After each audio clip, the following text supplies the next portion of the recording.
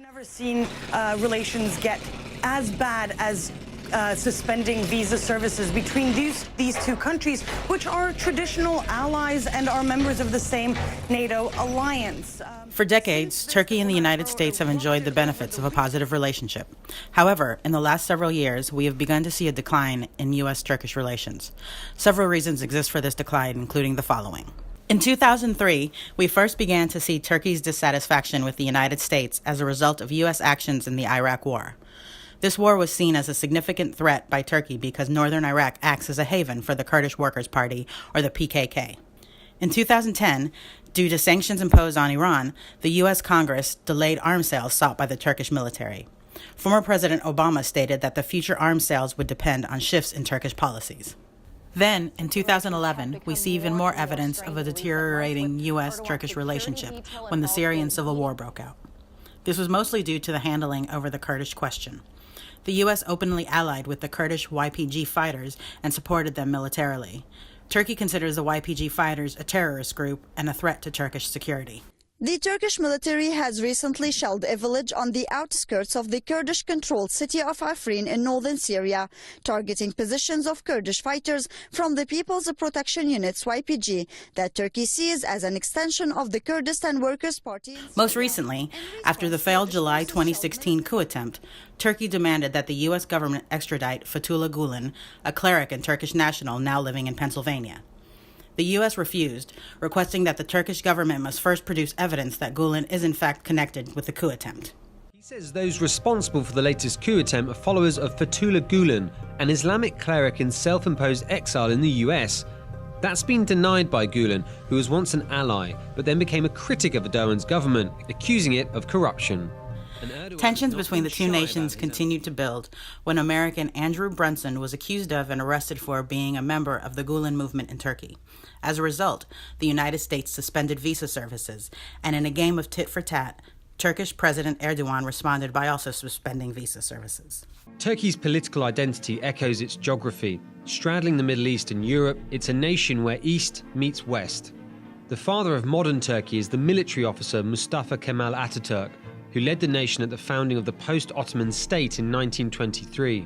Since then, the Turkish armed forces have played a central role in maintaining the secular, Western-looking society Atatürk envisioned.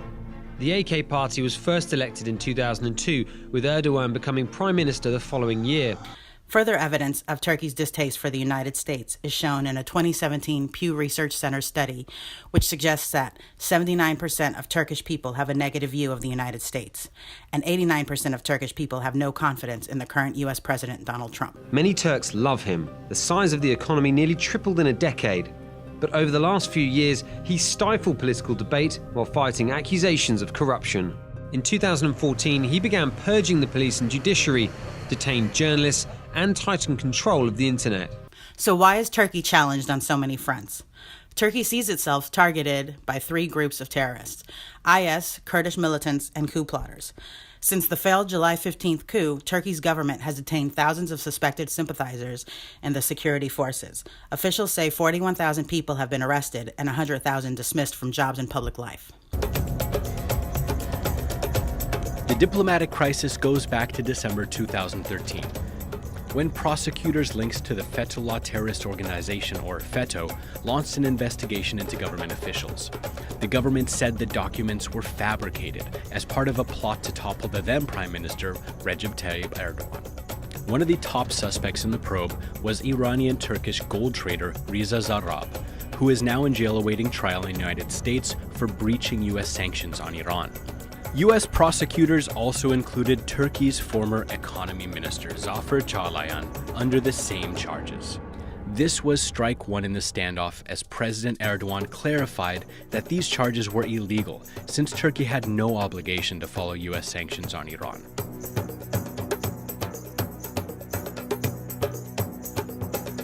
Things got even messier after last year's July 15th failed coup attempt, when the U.S. consulate in Istanbul communicated with Adil Öksüz, a senior member of FETÖ, tasked with overseeing the group's clandestine network within the Turkish army. The U.S. consulate claimed they contacted Öksüz to inform him of the cancellation of his U.S. visa.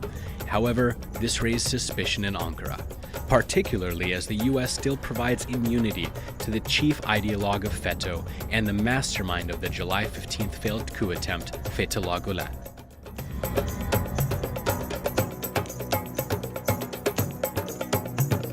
The US has further undermined Turkey's national security as a result of their Syria policy. The US provides vital military aid to the Kurdish PYD militia in northern Syria. The problem is that the PYD is directly affiliated with the terrorist PKK organization, which is in direct conflict with the Turkish government since the collapse of the 2015 peace process.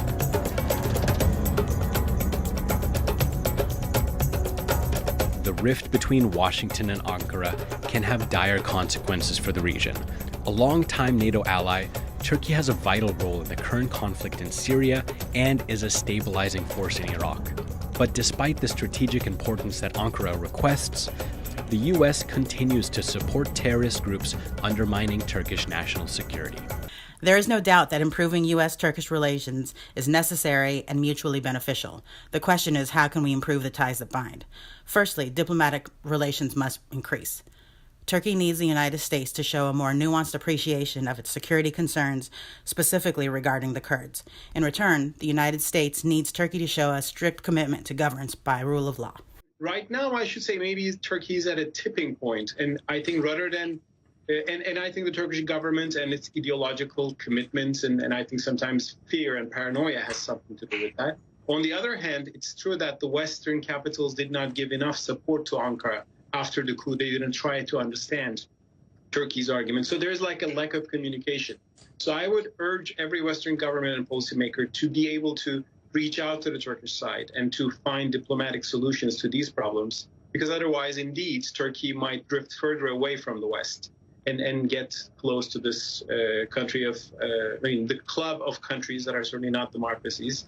And that will be bad for Turkey. That will be bad for the world. Some political analysts have speculated that creating a more robust trading partnership among the two nations may also serve to strengthen this fragile relationship.